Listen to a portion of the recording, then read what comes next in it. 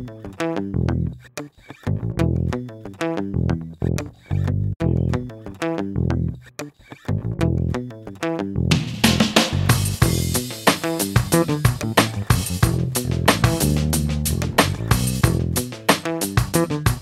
all, and welcome to Proudland. I am your host, Roland, and I'm sitting here with my favorite co-host of all my co-hosts. Yeah, probably the best one, I would have to say. One that I am definitely honored. You thought I was going to say proud. Proud to have. Proud. How are you? I'm okay. You're okay? Yeah. Yeah. What's going on, buddy?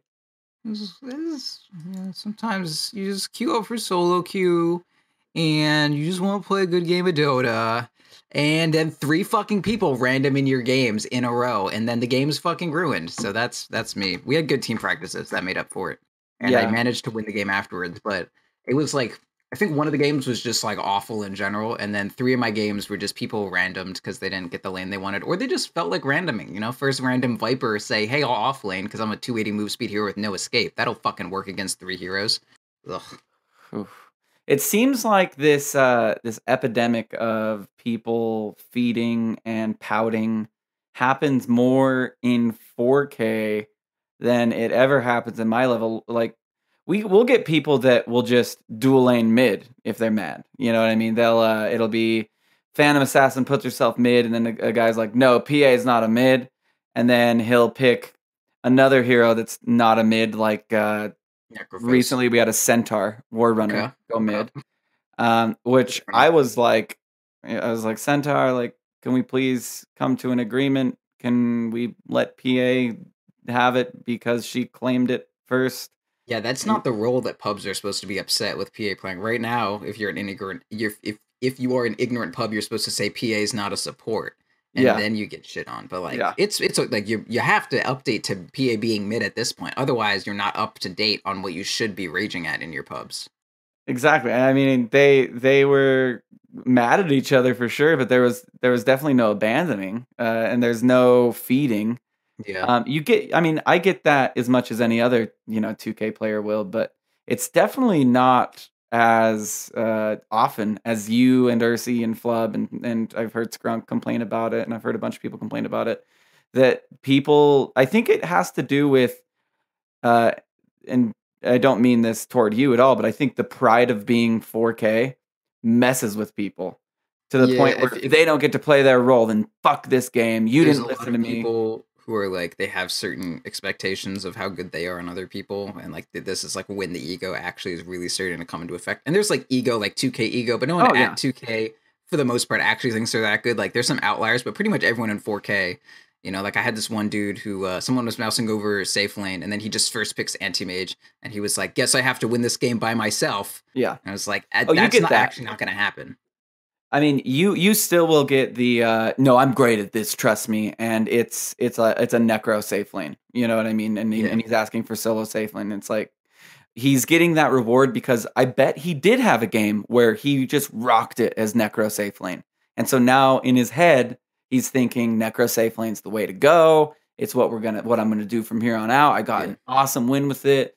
Yeah, I'm sure that does exist at like all levels of Dota, but then I think once you get to like the like 4K and above is when people are like start to be incredulous about like objectively like this shouldn't have happened in Dota, as opposed to 2K where it's like, yeah, maybe this shouldn't have happened, or I'm like this good at Dota for 2K, but in general like they won't totally like rage out at like the quality of the game. Exactly. I mean, I'm sure that still does happen, but it's probably a little less justified. But the thing is, what I'm finding more and more, which makes me feel like an old geezer in Dota, not like my actual age, but my Dota like amount of games I put in, amount of hours, where like I'm playing with people that started their account 2 months ago and are at my level, and they're better than me mechanically, and even in some of their decision making. Definitely, that's where I suffer the most. It's my decision making. I feel like mechanically I can last hit. Mechanically I can get my spells off. Mechanically I can blink away, that type of thing. But as far as like walking into fog or initiating poorly with a hero, that's definitely my weakness and what's keeping me where I'm at. And I'm not playing Dota nearly as frequently as I have been in the past. So, that also plays a part. But today, Proud and I are here. We did our best to cover Safe Lane. I know you guys covered this yesterday on Theorycraft. We just barely even scratched the surface on Safe Lane. That's true. That's true. I mean, we barely scratched the surface on anything so far. Yeah. I mean, Dota is not a game that you talk about in comprehension over 3 hours. Yeah, and I mean, I think cumulatively we're at like 4 hours or so, maybe for the 3 episodes. But even over 4 hours, I mean, we had one episode that was dedicated to talking about like equilibrium and that type thing, and how to handle a lane, how to handle tri-lane, how to and all those different permutations of how lanes can work. And now it's time to hit kind of the bread and butter lane, as I kind of look at it. The lane that when I started playing Dota, I wanted to be in every game. The lane that I fought over. The lane that if I put my hero there first, then I would dual lane mid because I put my hero there first. I mid. Yep. And it's, like I said, the mid lane. The lane that everybody views as I don't know, at least at like 2K, the most skilled position or whatever, is like the most impactful, the most important, the most skillful, where the star lives. Yeah, where the star lives, which also comes with its complications, like getting shit on for not ganking by 3 minutes. I mean, at 2K we have these weird rules that everybody goes by that like you're a bad mid if you don't gank by 4 minutes. Your mid has to gank you didn't gank by 4 minutes, GG. And once these people realize that in higher skills you gank when you need to, you don't gank because it's a part of the game. You don't even gank, you don't gank mid, or rather your mid doesn't gank, you gank mid. That's how Dota works. You try and help the solo laner, because mid, traditionally speaking, I know I've heard of patches before years and years ago where there was once a tri-lane mid meta. Something I definitely wasn't around. As far as before. I know, that may not be true. Maybe it was way, way, way back in the day, but I'm sure it's been done. But I mean, tri-lane mid makes very little sense as far as aggro tri-lanes and safe tri-lanes. Yeah, I mean, we talked about the dynamics and lanes and that sort of thing, and how they lend to bringing more people different places, and how mid doesn't really have those. Yeah, and then we got into me saying mid feels the least defensible, and you were saying mid feels wrong, the most defensible. Right. And then another thing that I noticed recently, because I've been practicing last hitting, where I don't buy a quell, I go into a lane with no bots, and I don't level up skills, I don't even level up stats, and I just last hit. And yeah, my damage gets gradually more as I level up because I'm just getting those raw stats from leveling up. But it's a good exercise to practice last hitting, especially with heroes like Spectre and stuff like that, where you shouldn't be missing last hits. So what I noticed was that the mid lane creeps meet if not blocked, okay? If there are no heroes on the map, the mid lane creeps meet before any other creeps meet. Before the lane is shorter, so you'll actually normally notice that your mid lane is ahead in CS, or it's possible, or rather, if your mid lane is ahead on CS as your carry, or even on CS with your carry, for example, then that means that the mid actually missed some last hits because they're getting the creeps sooner. And this is something that I don't know. I just noticed it because I have been going into these blank bot matches where usually, I mean, that's the lane you block, right? That's the lane where if you're Enigma, you take the range creep, and use it for Eidolons, That's the lane, that gets the equilibrium fucked with maybe the most at the start of the game. Not the most throughout the game, maybe, but the most at the start of the game. And so, just touching on equilibrium briefly, the creeps will move at the same speed from the second they spawn all the way to the second they get there. Man, you're doubling up for me. Am I doubling up? Oh no, you're all good. Something was weird with we're all set, buddy. Don't worry about it. I heard it for a second too. Yeah, it was a VoIP thing. Anyway, it's all good on your end. Right. You were correct about the thing you were saying. I just got distracted for 2 seconds. I was just talking about equilibrium and that Right. you Yeah. Okay. So and the here's one Arteezy thing I wanted block to and say. everything. I mean, I don't even know if Arteezy just made it famous and if somebody figured it out first, but standing to the left of Your easy block. the Radiant tier 3 Yeah. and There's like a making whole it. place you can be. You can be. And what does it do? It makes one melee loop around such that So it. normally the issue, if you just look at the way the creeps like go after they spawn, one goes on the left side of the tower, the rest all move to the right side. So they're Okay. split up and they don't join back up until like the tier 2 basically. So like you can't block at that point because if you block one group, then the other one's just gonna get ahead, and then you're not blocking anything. And then You're the just blocking equilibrium one creep shit. or three. Yeah. Yeah. Yeah, but if Mhm. you do the Arteezy block, like your body making that much, of a structure makes the creep pathfind around the tower, so they're all grouped up. So like once it starts walking that way, and its pathfinding is just kind of set, and it has no reason to walk there around the other side of the tower, then you go start blocking. But I mean that's just a little thing.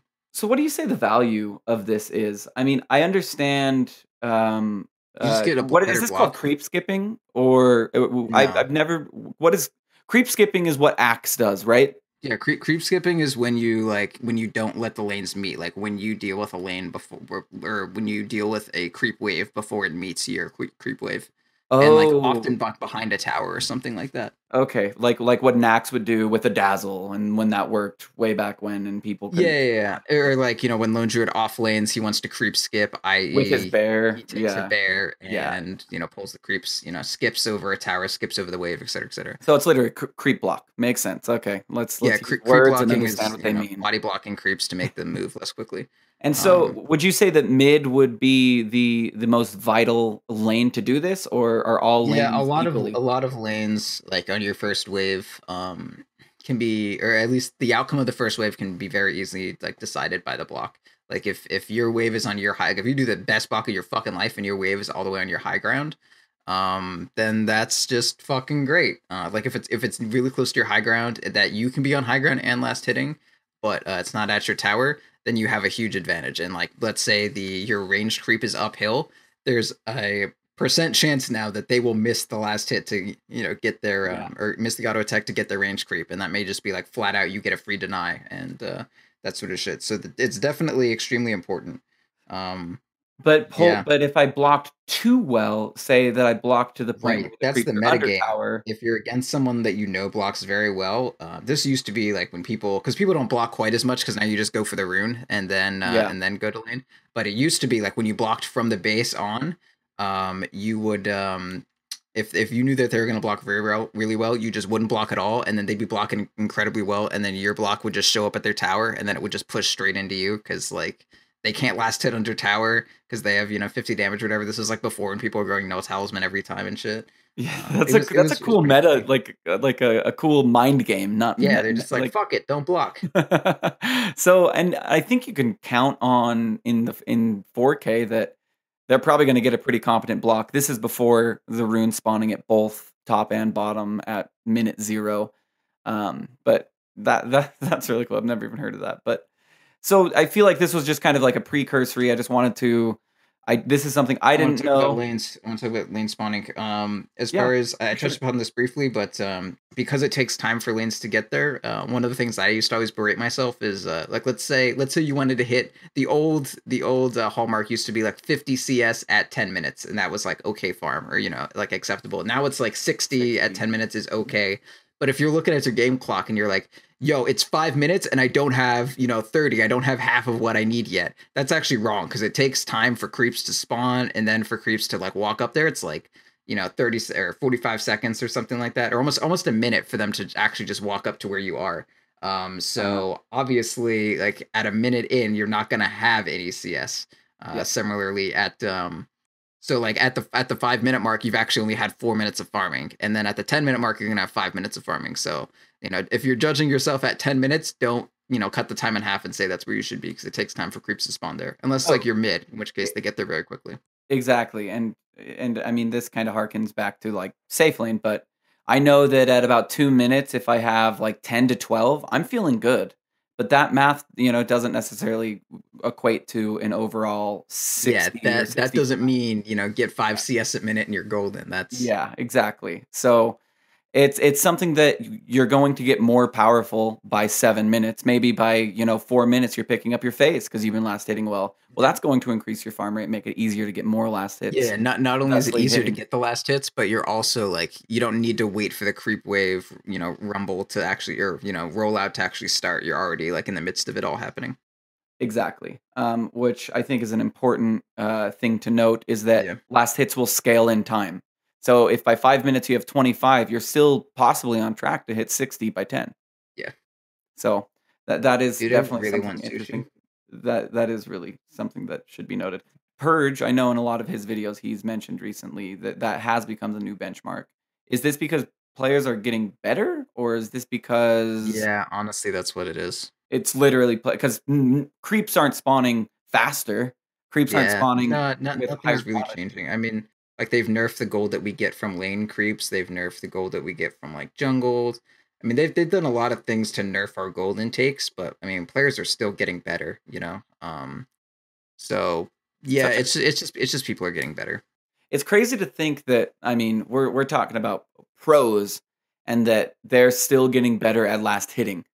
I mean, Yeah, it seems like the first thing that would define a pro is you're good at farming, yet they're still getting better at it. dude, And last hitting's fucking hard, man. It's difficult. I know. And Dude, like watch a fucking pro carry, and outside of when they're playing anti mage and shit, if they're playing a hero they're not very comfortable on at all, like they'll miss. they'll miss hits, and Yeah. especially if like weird shit is happening with the wave and all that business. It's also a little easier to control the wave now with the hard camp being so easy to just like pull out a 53 and your lane is in control now. So like that makes it a little bit easier as well. But for the most part, it's just like people are getting better at last hitting. They're not being like, huh, who buys Quelling Blade? That's for idiots. Like people buy Quelling Blade fairly often now. And they go items that help them get their last hits and that sort of thing. Whereas before it was just like, I'm not gonna go anything. I have 40 damage. I'm not a noob. I'll hit all of them, and like they wouldn't. But now they're like respecting what their actual limitations are. Which is is really cool to see that pros didn't just master something and move on, that they're still mastering it. And maybe, yeah, I mean, what I've also found is it seems that there is by 10 minutes a possibility, excluding jungle, of hitting 80 last hits. I'm pretty sure it's either 76 or it's 80 Yeah, because it has I to be think it. divisible by four. I think You it know, might be that. so as we see pros get better, are we going to see the new benchmark being 70? I often see people be like only 60 CS at 10 minutes because like 60 CS at 10 minutes is like it's not great. It's like solid. It's But 3K gold. I mean, well, not 3K gold under, but if we were to average every creep at 50 gold, it'd be yeah, 3K gold. But creep I factor, feel like we'll see it go up to 65. As far as like what you should get in an okay lane, but I feel like I don't know. I mean, this isn't even a very interesting conversation, honestly. no, it's But not like a very interesting. No, 70 to is be honest with you, super fucking hard. Like but that's very people hard. love their benchmarks, and that's why I just Yeah. wanted to talk about this subject, especially in the mid lane where denying and last hitting is important. The Yeah. main topic that I wanted to kind of get into questions for you, coming from somebody more than 2,000 MMR below you, almost 3,000 MMR below you, is the difference between my int mids, my agi mids, and my strength mids. Is there a distinction that should be made between? There is no distinction. There is no meaningful distinction between attributes outside of how much you hate Timbersaw. Okay, outside of The one outside of thing the that I one want to strength. end is when anyone's like, "Oh man, Agi carries." Like, shut the fuck up. Honestly, shut the fuck up. Like, the fact that a hero is good has nothing to do with their fucking stat. It's just to do with their fucking like the hero. The skill Like, set, I don't look at a game and I mean, like in general, they have some slight, very slight, like similarities with each other. But it's not like Weaver carry isn't like strong right now. Fucking like Medusa carry isn't very strong. PL carry isn't strong. Those are Agi heroes. I thought Agi heroes were good, and like I know some people like strength carry patch, but like what strength carries is like Alchemist, Sven, Chaos Knight, and like Dragon Knight. not even Dragon, like Life Stealer, Lycan, and like Wraith King. Like Wraith King, well, I don't know, but like anytime someone's is talking about a particular attribute, yeah, heroes with some stats. Mhm. Yeah, heroes with some primary attributes that they share. They have some trends or whatever, but like heroes are not governed based on their fucking primary attribute. They're governed based on whether or not they're fucking like whether or not they have been buffed and shit. So Exactly. I hate whenever anyone talks about primary attributes. Yeah, and well, this is something that gets brought up a lot, and that's why I've brought it up a lot on Proudland is because you see, oh, we have too many strength heroes, or we have too many int heroes, or we have all agi, we're fucked, GG. And I've always thought that, yeah, you base the hero on what it does, not what it is predetermined by its strength or agi or int. Yeah, But like then I see trends like Storm Spirit and Puck, for instance, where I find them to be similar heroes, and Quap, another int hero that goes mid, where they all have this initiating ability, this yeah, some escaping mobility ability. aspect. Yeah, mobility seems to be like a common theme within them, and nuke seems to be a common theme within them. Yeah, And then when you start to look at, say, strength mids, you look at more like tanky, survivability, annoyance type thing. yeah. Not so much movement. Those trends definitely do exist. No debates there. But well, when you talk about it, like like oh, I mean, you can say that shorthand if you really want to. But if I were to say like, oh man, we need a tanky support, and you're like, oh, that means a strength support, I'd be like, do you know what Ogre Magi is? Like, have you ever heard of that hero before in your life? That's Yeah, of course, and him being int. Yeah, Yeah. or like Venge is tanky, Jakiro is tanky. Like Mhm. it's just I don't know. Like there are a lot of heroes that break the mold, and if you say that, oh, we have too many strength heroes, like I don't know, what if one of them is Wisp? Like I mean, unless you're against Timbersaw, like that's really fucking irrelevant. Yeah, I that's true. And it's something that is easy for people to read, this is a strength hero, and understand that, and then be able to retort, we have too many of that and we need a varied set of heroes, where there are a varied set of heroes in the strength category, like you just brought up, with going from Io to Timbersaw to Chaos Knight Yeah, into strength heroes. I believe Earth Spirit is a strength hero. yeah. Earth is So, the strength one. and talk about mobility. You know what I mean? Maybe one of the most mobile heroes in the game if you play him well. Yeah, that's And fair. that's a strength hero. So quashing that stereotype, I guess, is good, but I can I mean, see why it exists at lower levels. Why? it's just like if you look at you open Dota 2 and you go to fucking or Dota 2 wiki or whatever, go to heroes, like you see three classifications of heroes: strength, agi, intelligence. Really the only difference between those, like the only actual functional thing is that when they gain that stat, they gain damage. It doesn't even mean it's their highest stat. In general it is. Well, So look at Arc Warden. yeah, Like, like he's an agi hero. Can you believe it? yeah. Well, I mean, Arcwood makes sense actually. You buy pretty agi items on that hero for the most part, but But when he first came out, it was I oh was no, like, yeah, how is this hero agi? it Like, was he like starts yeah, out it with had nothing to 16 do with agi. that. Yeah, Yeah. it's like, this makes no sense. I don't get I mean, maybe I'll get a Manta. That's just because I want more. You know what I mean? Yeah. When I sit in base and I spawn my Divine Rapier, Yeah. But, like so many Tempest people think Devil. that like Ogre Magi and Darkseer are strength heroes because they're melee, like that Oh, kind of and shit. for years I've been saying Darkseer is the one hero that can't be killed and can't kill anyone, and I've been proven wrong on this so many times. But I picked up Darkseer early on because I love the fact that he could move quick, and he has this ion shell, and I can get free last hits without even working for them. And yeah, you look at him as this like little gnome guy that can't be killed and can't kill anybody, but is useful. Why?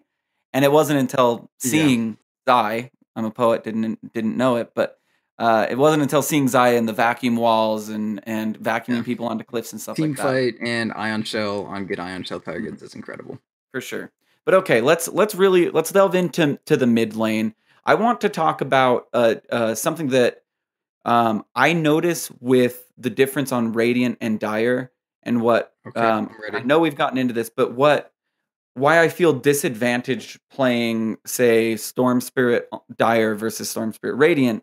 Okay. And I think it's an illusion based on a staircase, but stacking, when I push the minute wave. Yeah. When I push that minute wave in and I go to stack that medium camp, that's just right near me. Or the hard camp even is Or the like hard easier. camp if I can leave by like 42 seconds and get there, Yeah. because maybe I don't have boots at this point or something like that. Especially knowing me, maybe I don't have boots. But um, like it just feels so much easier to stack on Radiant. I have never done an actual measurement of units on how far I have to walk or what time I have to leave with boots or without boots to stack a Yeah. camp. I'm sure it's not drastic. I'm sure It's there's not a huge difference. Yeah, it's a good bit easier on Radiant, honestly. As far as just stacking one of those two camps, I would definitely agree on this for the most part. I was gonna say that there's a bit of an imbalance because or I guess not an imbalance, an asymmetry, because if you want to get rune, because rune spawn at the minute, camp spawn at the minute, so you're gonna have to sometimes choose between stacking or getting the rune very quickly. If you're on Dire, you can kind of stack that medium camp, that's right close to the river, kind of where that there's like often the Dire ward, that rune spot, like the safe land rune spot on Dire, that sees the top rune. You can like pull that camp around at like 54, 55 and like get the rune almost as soon as it spawns, whereas on the Radiant it's a lot harder to pull a camp and then immediately get the rune. So it's a little bit of a trade-off, but it True. is definitely easier if you're just strictly talking about stacking on the minute mark. It's like way easier on Radiant to do that. Yeah, and I mean, a lot of the time, say my lane starts getting ganked often, and I just feel generally unsafe because there's a Ricky and I don't have a sentry ward, or Yeah. there's a Venge or a Mirana or a Pudge lurking somewhere or something like that. Sometimes, I'll just go into the jungle and that'll buy me my mana boots, or that'll buy me my Vit booster, or that'll finish my soul ring. Just clearing, a double or maybe a triple, and I'm thinking of Storm in my mind because Storm Spirit's my main mid, my main man, Right. and then I think of Dire, and I just don't even bother. I feel like I focus more on rune control when I'm playing Dire mid, and I focus more on camp control, I guess you could say, or stacking camps when I'm playing Radiant mid. Yeah, the one thing I would say is at least when runes are spawning, pay a little bit more attention to that medium camp that's near the top rune. When you're on Dire, like you can definitely make a great deal of use out of that. You just stack it and then pull around, make that loop around, grab the top rune, and you're back Yep. in lane in a Yep. jiff. Yeah. Super easy. So yeah, I guess there are trade-offs, and of course this has been thought about. This is something that has probably had deep thought from developers at Valve and IceFrog himself. And I feel like right now the map is better than it has ever been ever, especially with the most recent map changes, which aren't even that recent, but like the addition of the staircase by the Dire Ancients, and the Yeah. addition of a few new byways. It's getting better and better. I mean, if you had to propose a map change, would you even have an idea where to start? No. Exactly. I know you can't ambush me with like what do I change about the map? Be like, Oh, oh, I know, and I wanted to do that because I think the map is fair for both sides. mm, Um, yeah, I but don't know. I back to have an mid, obscenely better win rate on Radiant than I do on Dire. I'll just throw that out there. yeah. I know in pros, like Dire is just kind of better. Like it's very easy to do that. And like the Radiant jungle is like less defensible for the most part, but fucking, I think, yeah, I have no idea what I would change. And yeah, the reason I'm harping on this so much is because I feel like mid feels the map changes the most, in my opinion.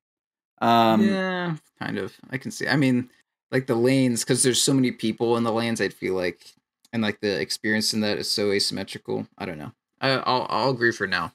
yeah, it's tough to say, but I just want to say that I notice the map differences between Radiant and Dire the most when I'm playing mid.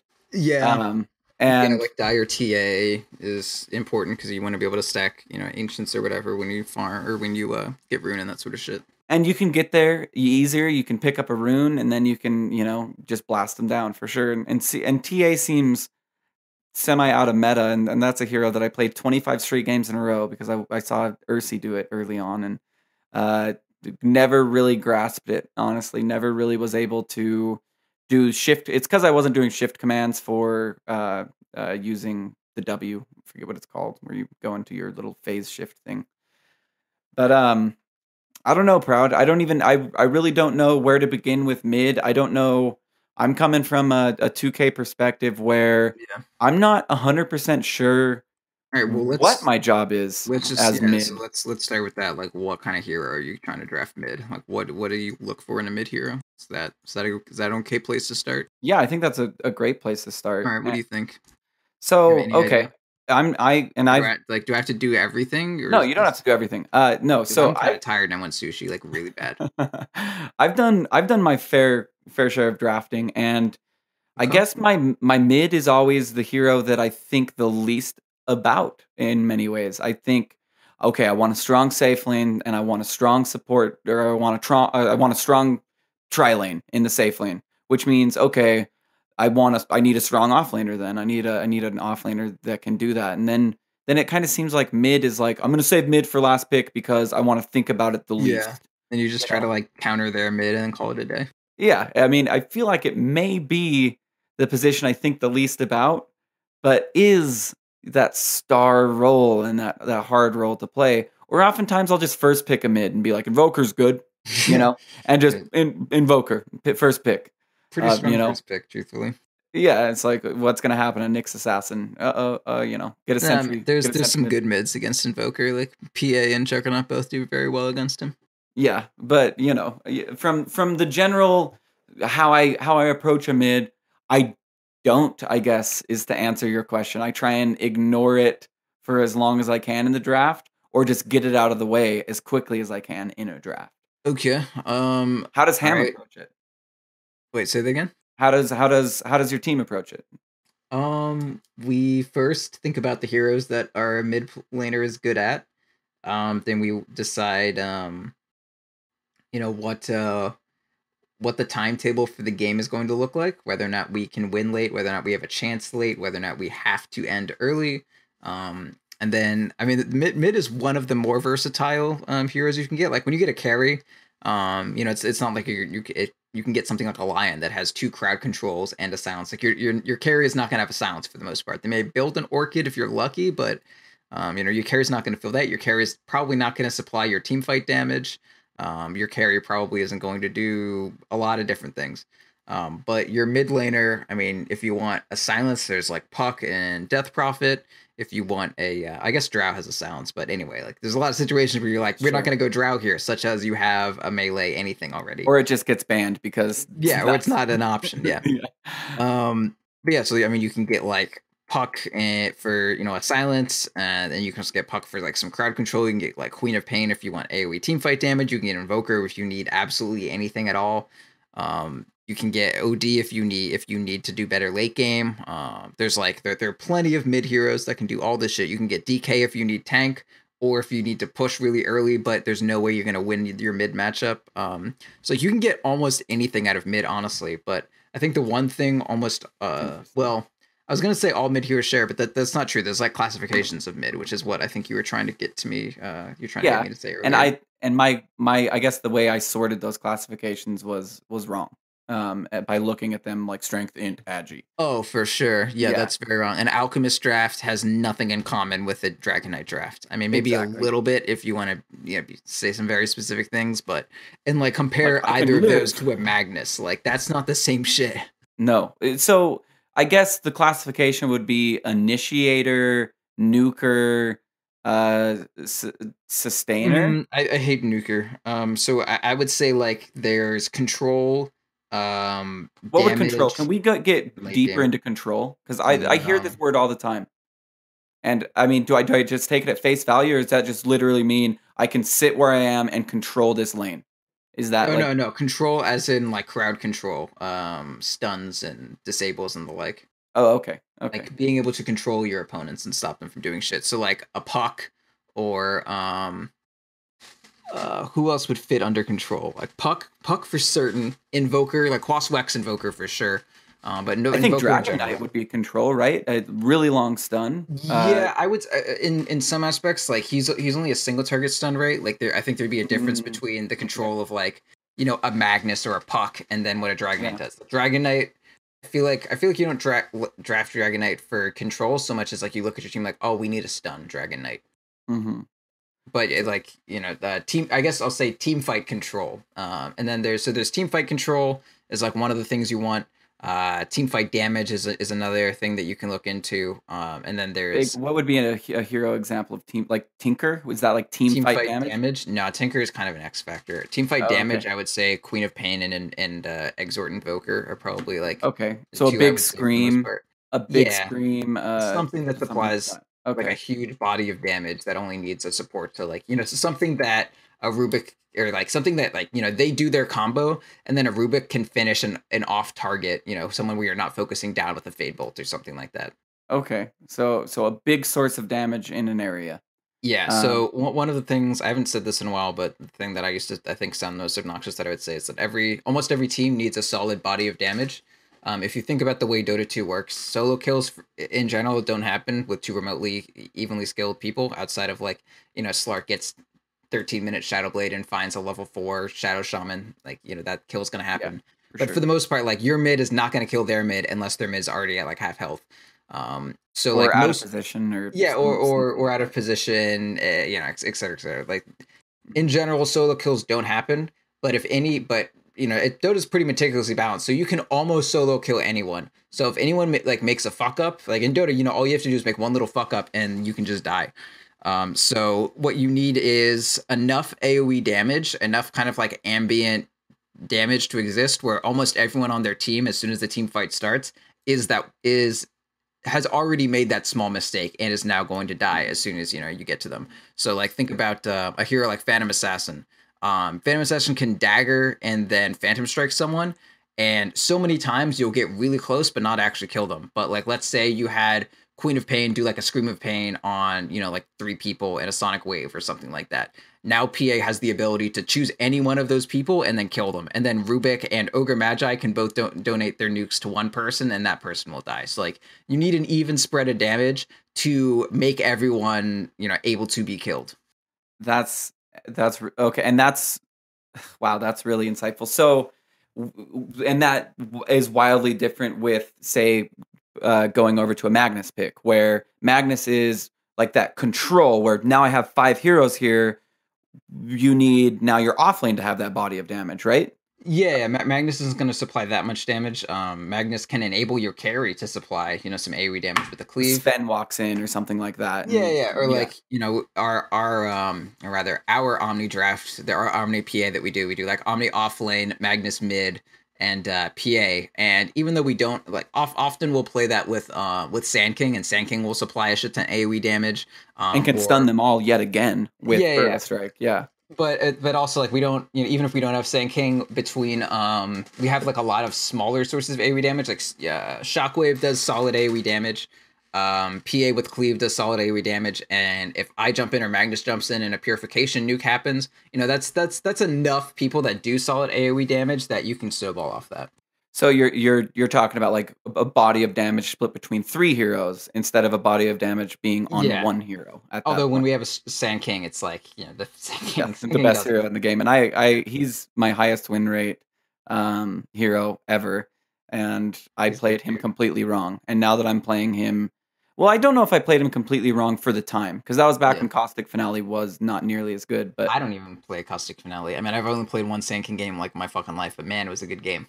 Oh, yeah. I mean, I was able to hold my own against a tri-lane playing at very high skill with you. I remember that. That was a good game. So, yeah, that was a game that gave me confidence. That game was so good that I got mad when you built a Midas the next game.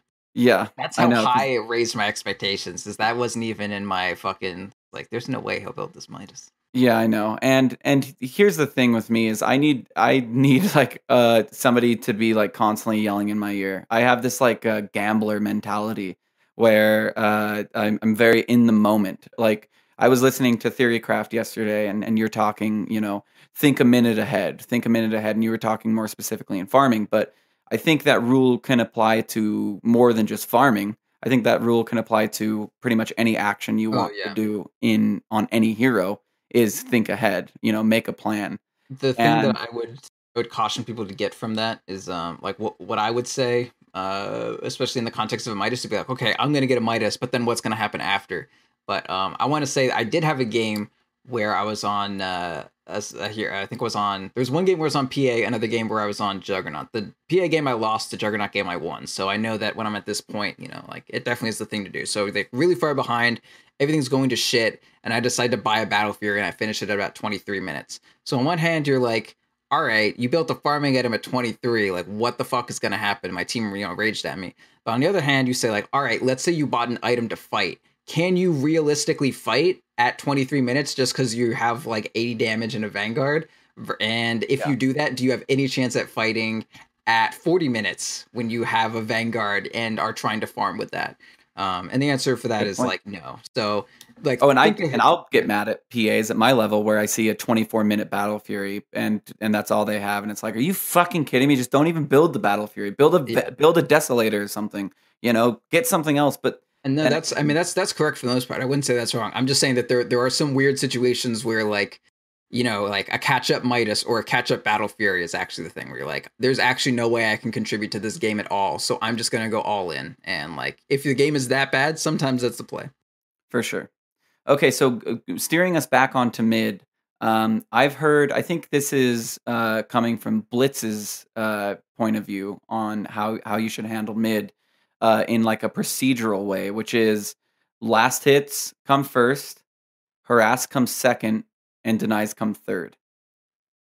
Is this and I might have the second and third. Let's revise it. Okay, last hits come first. Okay. Denying the ranged creep comes second. Okay. Making sure the enemy doesn't get a deny on your ranged creep comes third. Harassing comes fourth. Denying other creeps comes fifth. Okay, so we'll add a couple more rules. To save your other lanes comes X Factor. That's a lot of rules for somebody to remember in like an intense get last moment. Hits, don't get your fucking range creep denied, deny their range creep. XD. You're good. Okay. And this is something that I've been trying to put my thought into practice, because I realize that I can, and I've brought this up on many Proudland shows, and I'm going to reiterate again, that I realize I can think about Dota much better than I can play it. And I think this is generally true for anybody. I think you can think about Dota. Not the people in my pubs, dude. Holy fuck. It's like a solo support spirit breaker. Like, are you fucking stupid? And of course I can tell you tales of more ridiculous things, like Centaur mid with a PA and they just stay there for 15 minutes and never leave. Yeah. Which is, I'm just saying, even more stupid, if you're 5k and you decide, and like someone picks jungler and you're forced to solo support, and you decide to solo support a spirit breaker and then complain that it's difficult for you to zone the offlaner, like, I don't know what the fuck did, like, you are not as good at thinking as you are at fucking clicking buttons. Anyway, go on. Well, I'm just saying, like, I would believe that you're just about a 5k player, but I'm sure you can conceptualize what 6.5k players do and why they do it. Maybe you can't put it into practice, but you can conceptualize it. No, they're crazy, dude. You can't sit there and watch it and think, yeah, that was the right decision, and think about sure, that. I can, but can't you? It's just putting it into practice that's the difficult part, I guess. I mean, it's hard to think that way. I know I can stomp a 6k player mid on Ember Spirit when they're TA. No, you weren't Ember Spirit. You were tiny, and it was that was a different game. I'm talking about a game I played like yesterday. Oh, the game that I was that game that I watched. That was a pretty incredible game. Who was that guy that you beat mid? What was his name? I don't remember, but Stan King was the Ember Spirit in that game that I carried. No, you were playing tiny and you beat Stan King. Stan King was on the team. Oh, he wasn't the Ember Spirit? Ember Spirit was on my team. I beat an Invoker or something, I think. Oh, maybe okay. Maybe I'm remembering wrong, but I do remember that. That was the game where Sam was like, "Oh, that's Stan King," and I was like, "Who the fuck is a Stan King? That's a dumb name." And it kind of is. King? Yeah. I was like, "There's Sand King on this?" Yeah. And it was your tiny, and you were mid, and I watched the entire thing and was thoroughly impressed. I mean, there were many moments that came down to you reinitiating with less than 10% health. And if we're going to talk rule of thumbs, don't do that. But you put thought into practice by saying, no, me being less than 10% health, I still can kill this guy, even though it I mean, if they're looks like I stunned and can. tossed up in the air, it doesn't really matter what percent my health is. Yeah, and it's shit like where, you know, as a spectator, I'm watching, I'm like, "Oh, Proud, what are you doing?"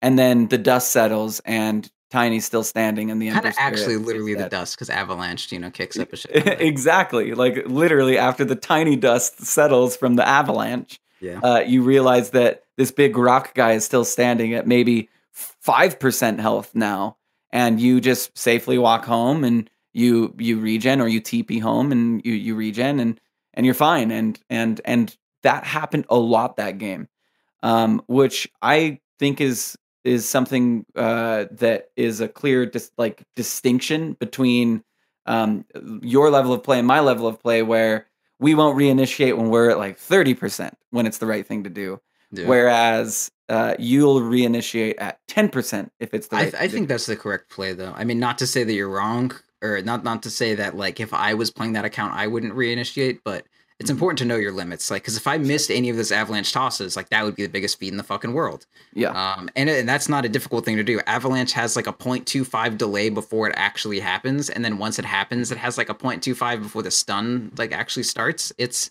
dangerous. Or rather, it has a 0.25 cast point and then a 0.25 delay. So there's actually like half a second before your fucking avalanche happens. But you were confident. I think so. You had confidence, you had thought it out, and you executed. And that was, I mean, maybe confidence doesn't even matter there, because you thought it out and you knew, okay, if I do this avalanche toss combo right, where the avalanche does the double damage technique, which I still don't quite understand. You want me to explain And it, or do you want to just let that one go? sure, let's explain it. Okay, so Tiny is the coolest tier in the game, and one of the things that's super cool about him is just his fucking burst is incredible.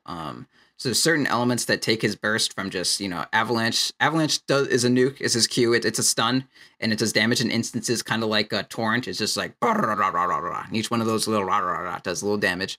And you toss them up in the air, and then when they hit the ground, they take damage.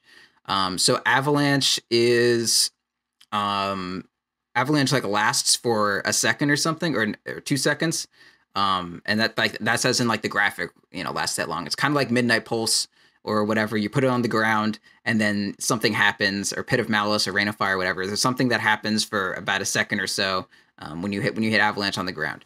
And then what that thing is a stun that affects you for 1 second as long as you're inside it.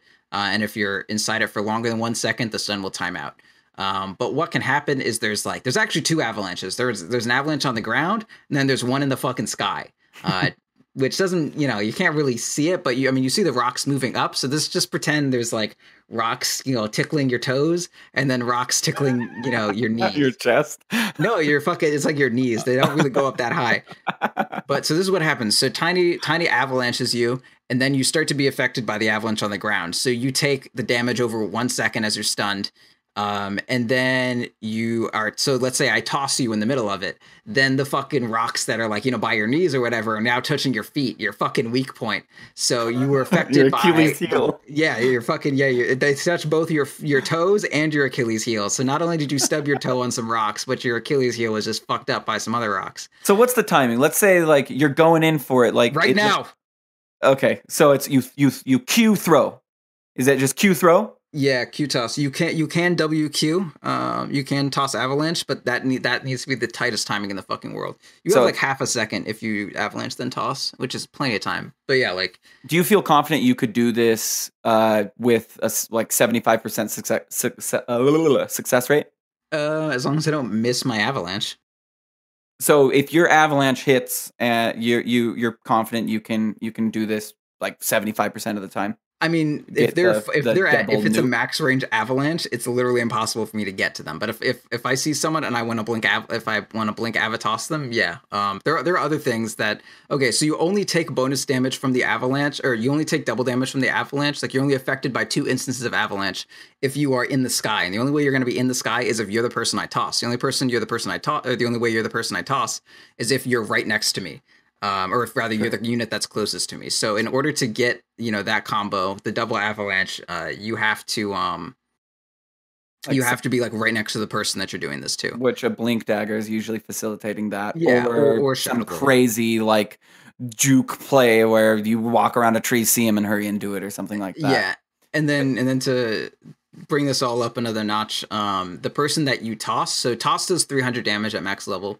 That's benefited by Aghanims and your ulti.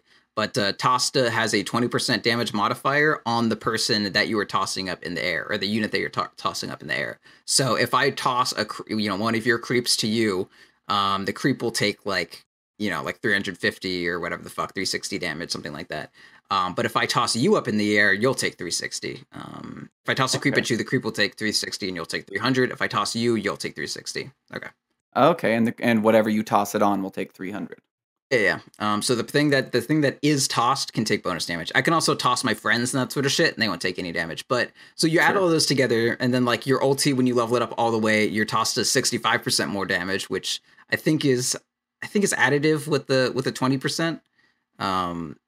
Yeah. So it's like, or maybe I'm not sure exactly how it works. Maybe it's diminishing or something like that. I know that your combo does about 940 damage when you have both your nukes maxed and one right click. And anyway, so, I mean, what you're going to do is you're going to avalanche toss, and you'll get 2 instances of avalanche. So that's 300 damage.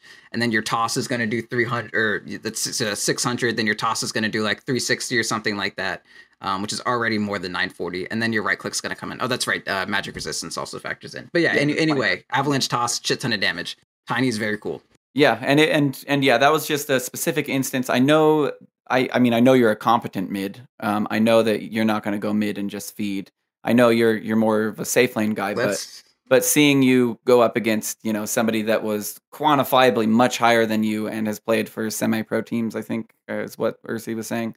It was definitely interesting to see. But back on mid, another thing, and this is something that I brought up in a couple of episodes, but we never really got to dive into it at all. Was me at the start of my Dota playing, thinking, okay, well, I'm solo lane. And there are these heroes that have these awesome ults that I want to get to immediately. And if you're talking about a good body of damage, I'm thinking Warlock. I'm thinking Venomancer. I'm thinking these heroes. And I'm thinking, and I got in so many endless arguments with Wazoo in particular, my brother, about why is Venomancer mid wrong? I can zone him out with my Plague Wards. I can get a ton of last hits. I get level 6 super quick, which means I can help fight really quick. If I'm going a Gale build, my Gale is level 4 very quickly. So good. Yeah, it's like fucking like 600 fucking magic damage or something. I know, it's insane. And yet Venom, you don't see that ever. Like, why? Yeah, why not Venom? What do you think? Because the hero doesn't scale? That's one aspect of it. Like, what doesn't scale about him? His spells stay at the same amount of damage for the most part, except yeah, the int, will bring it up 1%. That's not what we're talking about. I mean, Queen of Pain's abilities don't really scale. Queen of Pain has good right click. I oftentimes see MKB. She has a low base attack time. Actually, it's 1.5. Oh, okay. So we're talking. Is that what it is? Is it base attack time? Is it one of them? Is it survivability? What else seems? Yeah. Oh, no escape. Yeah, like Queen of Pain can't get out of a bad lane. Like, what happens if Venomancer's in a bad matchup? Kind of just dies. You kind of just sit there and hope to kill them after you're dead, and then you don't ever scale with And then like, what about items? Like, what is Queen of Pain gonna build? That and also like, what if a BKB happens? Like, Venomancer is really sad. Yeah, and Queen of Pain will still ult you. Yeah, especially after that Aghanims comes in. And if BKB is up, then she can just blink away until the BKB is down. Like, yeah, and I mean, it's not uncommon for me to see. I mean, at my level, I never see this, but it's not uncommon, especially with a lot of pro games that I've been watching lately, to see MKB put on Quap and Quap turn into some like right clicker, which has always been weird. Yeah, MKB AC Bloodthorn, like she has a solid suite to go, and then all you need is like an Ags and a fucking Ags and a sheep stick or something. Yeah, Ags and sheep. Yeah, which seems like 5 items or 6. Either way, I think it was around 6. And you see all sorts of things on Queen of Pain. Boots are also important. Make sure you go boots. Boots, yeah. You see the Null Talisman start, of course, and that's. I mean, I know we're kind of scattershotting mid, but I know that I think that's the best way to do it right now. I think so as well. We'll find shit next week or something. I don't know. We just need to get a good base about our thoughts. Yeah, and another thing that I never understood, and something that I still kind of rebel against because I don't understand it. I rebel against thoughts that I just don't really jive with, I guess. I I think get you, fam. I get you. which is like Storm Spirit. I'm gonna use him as example because he is by far and away the hero I've played mid most. Yeah, dude. Strong spit. Storm Spit, Storm Spirit, Strong spit. Storm Spit. No, It not is storm. It's strom. It's strom. You got to strom it out. Strom Spit, Strom spit. Strom Spit. Oh wow, okay, that sounds pretty cool if you say it fast enough. It doesn't really. But the null tango start. I hate it. God. Yeah. Okay. I absolutely hate it. I Why? hate it because it's giving me 6 more damage, which cool, I 9. guess. Oh, it gives 3 damage and 6 int. So yeah, so 9 more damage. Pretty big number. That is a pretty big number to start off with. Okay, I guess I needed to walk myself through this to understand why. It That's means okay. that Don't I take it, have babe. to, if I'm getting zoned, I may never get my bottle, is how I feel. I can't really go into the jungle because I don't have a bottle. Like, I'm all in favor of How are you starting ever going to get your bottle if you're down 9 damage? by not buying any items and having a bottle shipped out Alright, 10 so then you seconds into get the your game. bottle and you're still down 9 damage. Yes, I'm down 9 damage, but I weaken as many creeps as I can. I push the wave, I go stack, and this And when are you gonna get a single last hit when you're down 9 damage? by using my remnant and using my spells to get last hits, I guess. That's what I mean by weakening every creep is Just buy 8 clarities if that's what you're gonna do.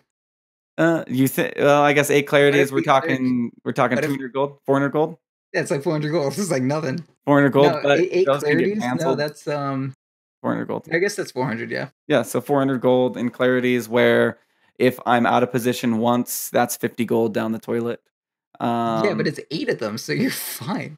Well, bottle lasts forever and can be replenished. That takes time. It does take time, but I don't know. That's always been my school of thought is I want my bottle as soon as possible. Let me explain this out to you. If you don't have enough damage to contest or threaten the opposing mid laner, they will just free farm. Also, you will not last hit. Yeah, and I guess it's my straw man argument that I'd bring up is I'm good enough at Storm Spirit that I don't need that 9 damage to last hit. But that's bullshit, well, and that's a learn straw to man repay argument. then against people who are as Yeah, good as you. exactly. I mean, No, yeah. exactly, and that's an argument that I only brought up because that's what Yeah. my ego would want to say. Also, what in I mean? general, when you're playing mid, like going, going your own tango is kind of unfortunate. I never do it honestly. But like the standard thing that you do is you go Null Talisman or Wraithbane or Torment Shield or whatever, and then a branch and a Fairy Fire, and then hope to get 2 tangos shared. And then you get 2 tangos shared, and then with the then you get the bounty rune, and as soon as you get that, you buy a salve. So you have 2 tangos, one of them can be used in a branch, and a Fairy Fire just in case, and a salve, and by then you should have your fucking bottle. Yeah, and every coaching session I've ever had, whether it be on Alchemist, Storm Spirit, Quap, a number of heroes I've been coached on, especially Fafnir coached me on Quap, and things that I was doing wrong, which really helped. And he's like, "Don't be afraid to use your E or the technical scream because it's Sonic Wave for the ult, which is kind of it's weird. Yeah, it's always right. been I'm weird like, to me, but Scream of Pain, yeah, the big blah, blah, blah, like that one. Yeah, yeah, just the blah, and then like little orbs come out of you. But and then yeah, yeah. But Fafnir being like, don't be afraid to walk into the wave and weaken some, and then blast the wave down, and then go into the jungle or go get your rune or something like that.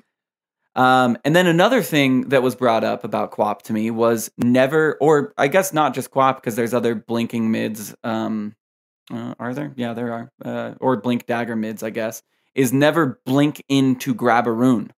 And this was a thought when Fafnir first said it to me that I thought was absurd. I was like, of course I'm gonna blink there. I need to get it.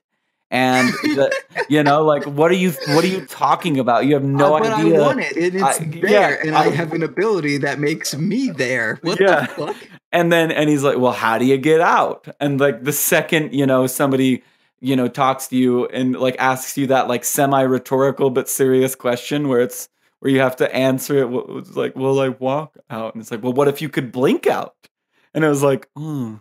Turns out it's just as good on the way back it is on the way. Yeah, I guess I can get back to my creep wave and I'm safe and I mean, to be fair, die over a rune. It'll be on cooldown, or like the cooldown will be ticking, to get it off cooldown sooner if you blink to it instead of on the way back. Sure, and it's situational. It's important to not die. If I see 5 heroes on the map and I see that my mid isn't going to contest the rune, I'm gonna blink there. Sure, you know what I mean. I'll blink there to grab it, especially if I need health more than I need mana. You know what I mean, on Quap or something like that. I need the bottle for health opposed to mana. But for the most part, I don't see 5 on the map. The other guy's trying to contest me. I blink in there, and then all of a sudden I'm stuck. And then I throw a dagger at him while we do this fight mid or fight at top rune, and then I die. Get the rune and it was a DD, and now you're dead.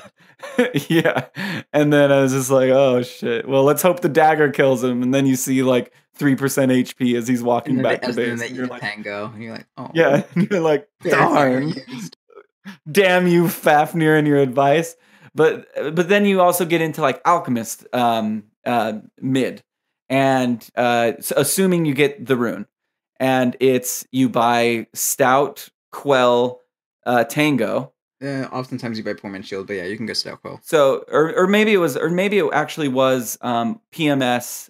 No, it was PMS Quell, and then you get the rune. Ain't enough money for that.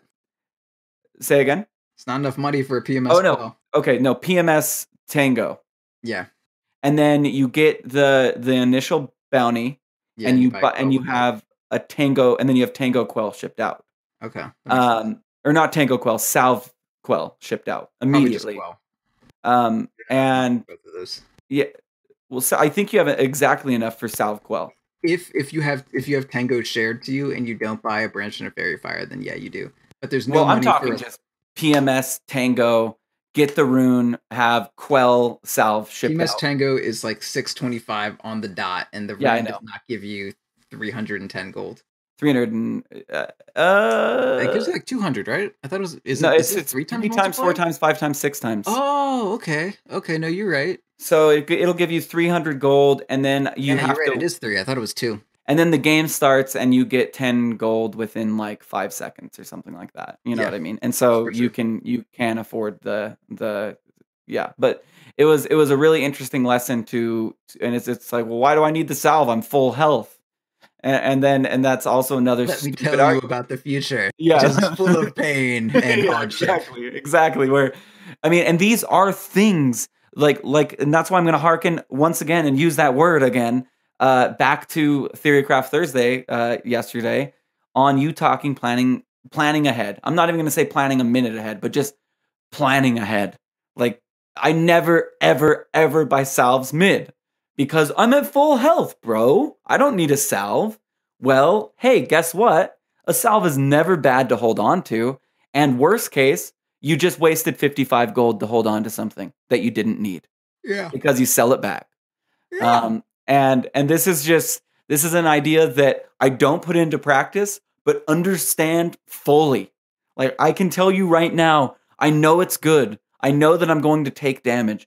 I know that I can even use that salve when I'm at like 3/4 health because I want to be at full health and I need that slot, and it's worth it, to just use the whole thing.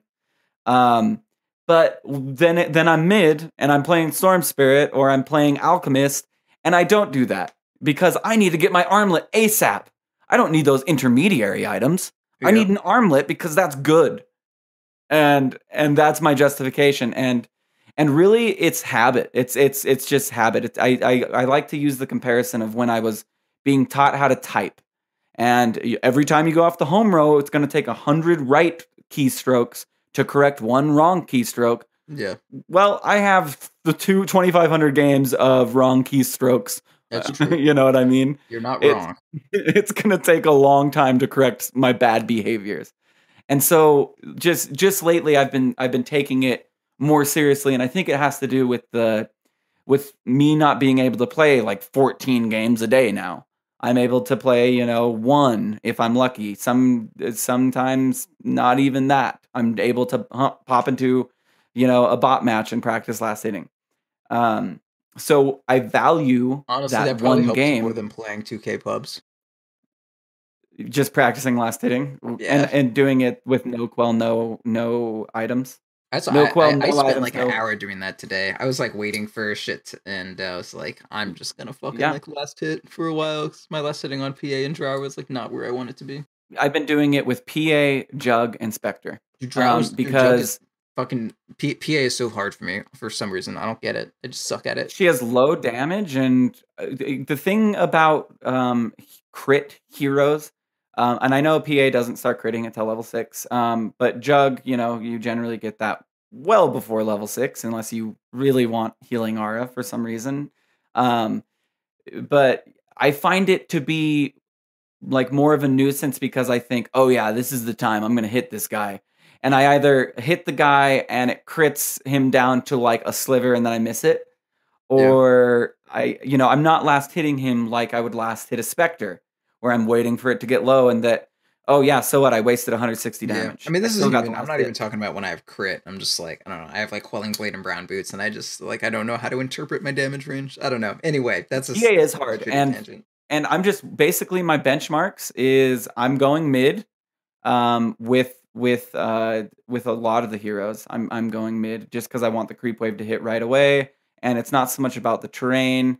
Although I probably should be going safe lane to get equilibrium down to make sure that for every hit I put on one of their creeps, I put a hit on one of my own. Yeah, Um, which is an idea that has just recently sunk in with me and is not hard to do. And I realized that you don't have to deny it necessarily. Just put a hit on it. Just hit it once. Just as much damage as you just did to that last creep last hitting it, just do that to one of your own creeps, and the equilibrium more or less will stay the same. And yeah. that's right where you want it, is at that sweet spot that's close enough for you to retreat to tower, but far enough away that your tower isn't hitting it. The Goldilocks zone, we'll call it. Um, No, we won't. that's what hey, We're like I actually think I not thought that gonna was do pretty that. good. I was like, that's a zinger. That's gonna catch on. The Goldilocks zone. Mm, You know why? Because it's just right. That's why. You I know. know. Yeah. So mid lane. I So wanna throw a little shout out to if you want to learn how to mid or how to mid better, someone who can say probably like all the information in the world much better than I can is there's a guide to mid that was put out a while ago that a lot of people use to get a lot better, and it was a Chak's Guide to Mid. It's spelled CHAQ, so just Chak CHAQ apostrophe S like Guide to Mid. And okay. there's a shit ton of really important information. It's mostly kind of higher level stuff, like talking about pulling the creep wave and the way creep aggro works. But like that's a very necessary text for like anyone who actually wants to understand certain things about Dota. So definitely, if like one good thing, like even if we suck, like search that out and find it, and like browse through it. It's really fucking good. Yeah, exactly. And Proud, I think we should probably hit mid again, and hit maybe a few more Like for the nuances. first time, yeah. It's really hard, and I want the audience to understand that Proud and I are kind of sitting down and trying to have a conversational talk. We're not sitting down and creating bulleted lists and outlines. Matter of fact, we just hop on the phone and talk with each other. And kind of once again to give you the idea of the inspiration for Proudland was the second Ursi and Proud would be done recording Theorycraft. I'd stay on the phone with Proud for like an hour, hour and a half after, just asking questions, and I'd get these really insightful answers to my questions, which I wanted to share with all of you. And I felt So, like as long as I had to do that work, I might as well get paid for it. and you might as well, have more people than just one listen to it, because Ursi already knows all that stuff because he's higher MMR than you. You Well, know what I mean? So, and yeah, do we really need to go there? Nah, we don't need to sink to that level. Um, I'm actually gonna switch. I'm not gonna stop using the my Arcana on PA because I feel like I last hit better with the Scythe because I've played more games with the Scythe than with the Arcana. and Just I so you heard a know. lot of people say that with Slark with the double blades. Dude, the double blades suck. Like if you Yeah, use those, I hate you. I bought the golden ones Oh, mistake. because I was like, wow, they're gold. Like instant gratification, please, because I'm playing Slark and I'm in the loading screen and I first picked him and I want gold blades now. And so I bought them, and I did notice that my last hitting didn't feel quite the same as it did, just because it Yeah. looked different. You know, Yeah. things just look different. The mechanic wasn't changed. It's just a Dude, like cosmetic. Juggernaut Arcana, like I don't need that animation to change. It's a pretty fucking good It's a animation. great animation. It's just like it's like chopping wood with an axe. If you think about it, like it's more like an axe than a sword. Like you raise it Yeah. up What and you sword do you drop use it on down. Juggernaut? What sword do I use? Yeah. Stock. I've never been a big Juggernaut player. Like Okay. everything is stock. Yeah. Maybe on my other account, I'm sure I've picked up cosmetics for Juggernaut. I'm sure I use something, Yeah. but like I could tell you what blade I use for Spectre because I Okay. played Spectre enough. But Juggernaut is a hero that I know I need to get down. It's just I've never been good with BKB. Thusly, I'm not really good with Juggernaut's Q because it's basically a BKB, but you need to be better timed with it. Like you see a stun coming at you, Yeah. hit it, hurry. Like I was playing Oracle against the Juggernaut, and god damn it was he good at just seeing that projectile come at him. And we're talking in the 2Ks. Seeing that projectile come at him and just hitting Q. And Yeah. that Well, was at the same something. time, I mean, It's slow you for can still Oracle. Q. You can still Q after it hits you too. But Sure, yeah. but like he was making it so it did no damage at all. You know what I mean? So it Yeah, didn't that's damage certainly at all. worth something. So it saved him the damage. He didn't get ensnared, not even for a millisecond, and just spun out of it every single time. And yeah, never was able to trap him, and he got away from us and ended up winning the game. But That's cool. I mean, this is something that I feel like I want to get a general understanding of Juggernaut to the point where, like, I That's understand his loosely build related because to of you. mid. I understand the optimal build. Like, I think that your build is it may not be like perfectly optimal, but it's optimal enough for me, man. Like it's Yeah. really good, and every time I've used it, it works pretty well. I know anytime I lose, it's usually user error because that one time when that Wraith King was throwing the stun, I didn't hit my Q fast enough and I died. Or, something like that. Or the Sven stun's coming at me and I didn't hit my Q in time. And now my whole team is stunned, opposed to Yeah. that just going completely away. What Which, about the yeah, mid lane though? the mid lane, that was just kind of a tangent before I closed the show out. What Oh, about the mid what? lane? Is let's hit on this some more. I want to talk about bottle crowing. Okay. I want to talk about hotkeys you might suggest for people to use to bottle crow effectively. Hmm. Maybe some communication methods on on what you can tell people at lower levels to allow them to give All you. right, let's do one thing at a time because I'm gonna die. Sure. No, these are things to expect for next week because Oh, okay. yeah, It's no, like okay, I'm not just throwing questions at you and, and expecting for you to remember them all and then answer them in order. okay. Just things to expect for next week because mid is complex. Mid is counterable. Mid is weird. Mid is hard to conceptualize. Mid is the most defensible, but feels the least defensible for me. And I All want to right. get into So all this of was that. more like a mid primer and an introduction to Yeah. talking about mid Well, rather than yeah, you got to put primer on the walls before you paint the room. You know what I absolutely mean? well said. So anyway, you can find us at twitch.tv/.ptv. Every Wednesday, we have a really fun in-house hosted by Grouty. He does a great job. They're really fun. Blackheart, great admin. We have a lot of great people helping there. The return of Zach Dudek happened last Wednesday, where he cast some games. It was really fun. It was a really nice atmosphere. Of course, we have Wivrix's help. Broken Wings jumps in sometimes. Wivrix's wife, I believe now. So just big shout out to everybody who helps with those. Faf casts a lot. Faf's good guy. Faf's now doing a YouTube series.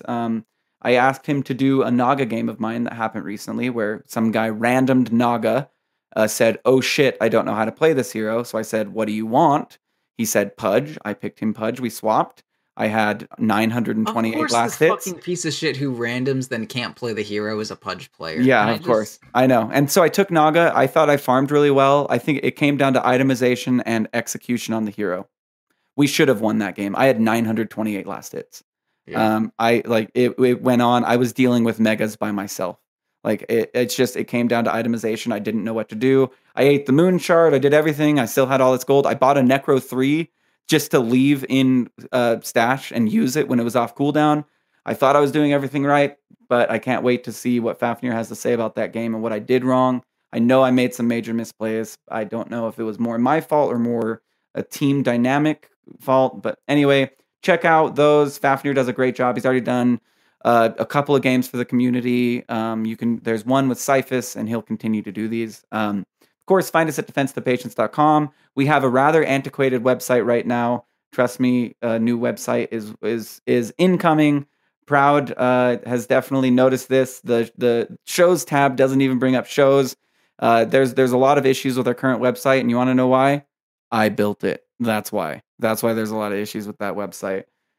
Because I don't know how to build websites, and so I built one that functions for now. But we're about to get a sweet new website with a lot of new functionality. And guess what? You're going to be able to purchase .p merchandise. So for all those people, it'll be handled. It'll be shipped directly to you. We won't even touch your product, so it'll get there on time. All of these things are in the pipeline and will be coming soon. Also, defenseofthepatients@gmail.com. This is where we've gotten a tremendous amount of feedback on certain things that we are missing within the .p network of shows, which is why we have recently started a stab at doing a pro-centric show. Denny and I did our first episode today on MDL, where we covered group stage and the predictions and who's playing what on what team. It's very low opinion and much more just us doing our research and bringing to you an easy way to follow the pro scene with a 30-minute show. So you can be informed on what's going on. So when you're sitting around that water cooler at work, you can talk Dota with everybody else. Who is also at the water cooler trying to talk Dota. Your imaginary friend. That's who. But other than that, I think that would cover the plugs. Of course, @p_show, @ProudDota. Proud is really active with his Twitch, with his Twitter, and is definitely a wealth of knowledge that you have been kind enough to share with all of us. So big thanks to Proud, and that will do it. So thank you all for tuning in to Proudland. This is our first attempt at mid. I wish you all the best, and thanks for tuning in.